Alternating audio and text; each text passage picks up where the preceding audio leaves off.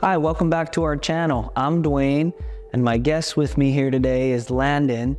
He's a baseball player from Skagit Valley College, and he's dealing with a little bit of shoulder pain.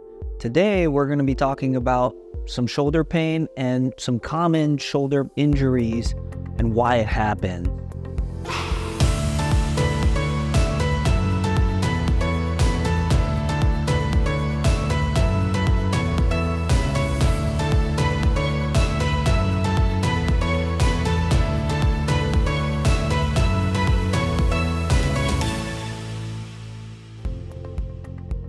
So Landon has been dealing with some shoulder pain, and we noticed that it was coming from tightness through the chest muscle and the front of the shoulder here.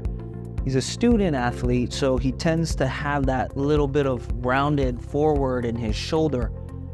So that's really common also with a lot of people who work at desks or just in general with our lives today. We tend to be a little bit more forward here.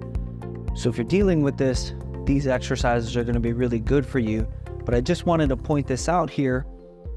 Because his shoulder is locked forward, that doesn't allow his shoulder blade to move very well. So what happens is we tend to use the shoulder joint more, and it wears that out and creates a little bit of instability there. So if we notice here, as he lifts up, we get a little bit of a restriction and a pressure in the shoulder there. But if we add some movement to his shoulder blade and put that in a better position, he can get all the way up, right? And then also with this external rotation, as a baseball player, he really is limited in that external rotation there because that puts a lot of stress on that shoulder. But if we can bring that shoulder blade in a better position, we can bring that all the way up. So to help loosen up the front of the shoulder and the pec and the deltoid, we're going to do a doorway pec stretch. His elbow is going to start above shoulder height, and that makes sure that we're not allowing to roll forward quite as much, and we're actually stretching the angles of the pec. Notice how his shoulder is up high here to start. We're going to make sure we pull that down, and we're trying to pull that down and keep that down. Then he's going to lean forward. You should feel that stretch through here. If you keep the shoulder up like this and then lean forward, you might feel some of that pressure and pinching in the shoulder. So you're going to pull that down and then lean forward, and he feels that a little more in the chest. We're going to hold that for 30 to 60 seconds. This is a kneeling wall slide. It's like a regular wall slide, but it's with a little bit of a twist. So we're starting kneeling. I have a ball here. We just need something to stabilize the pelvis.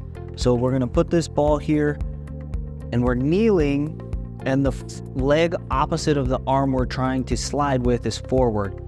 The goal here is to hold that item up, and that stops our hips from rotating. As we rotate, you can't cheat and drop that and rotate your hips as well.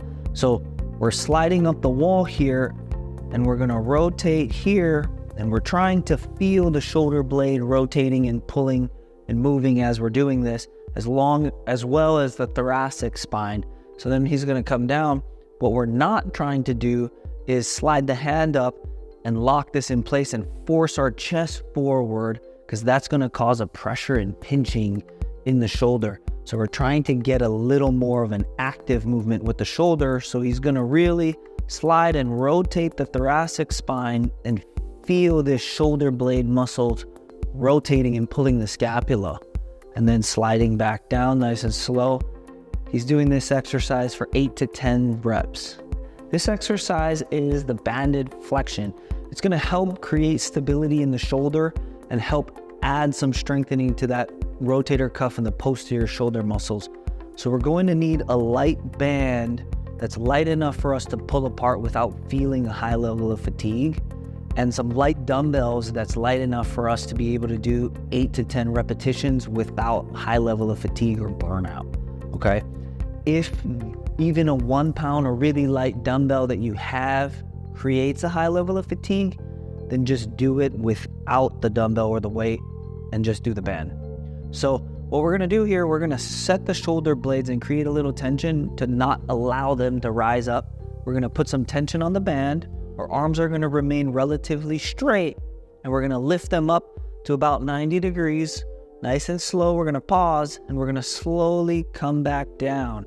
So notice how he doesn't shrug the shoulders up while he's lifting, because that locks the shoulder blade and creates that pressure in the shoulder joint, right? And then also notice how he doesn't allow the tension to slack here, because then that defeats the purpose of having the band, and it doesn't give us that feedback on the posterior shoulder. So again, we're gonna set the shoulders, we're gonna create tension, and we're gonna slowly lift. We're gonna pause for a second, then we're gonna slowly come back down. We're gonna do this for about 8 to 10 repetitions. This exercise is a quick ball drop catch. So you're gonna need a light ball or dumbbell, about a pound or so. And it's just teaching you how to react to really quick forces and stabilize on a quick notice. Because a lot of things, if you're dropping something or you're making a movement, you need to be able to create a quick force and stabilize. So we're gonna start here. We're gonna start with the arm in front, elbow relatively straight, and he's gonna drop the ball and catch it, and he's trying to not allow his arm to lag down after he catches the ball.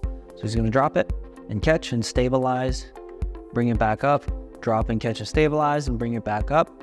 You're gonna do this for 8 to 10 repetitions, and then we're gonna move the positioning out to the side, the abduction plane, and we're gonna do the same thing. So drop, stabilize and catch, return to the top, drop, stabilize and catch. We're gonna do this for 8 to 10 repetitions. Give these exercises a try. If you're not seeing a lot of success with them after a few weeks, consult your physician or see a physical therapist, and they can take a look at things and see if this is actually what is happening with your shoulder. If you want a little more information on the anatomy side or a handful more of exercises, check out our channel. Or if you're dealing with another injury, check out the channel and go through our videos and see if we have a video for you. If we don't have one, please drop a comment for an injury that you're dealing with. We love to see comments and some feedback. Please like, share, subscribe, and go Cards.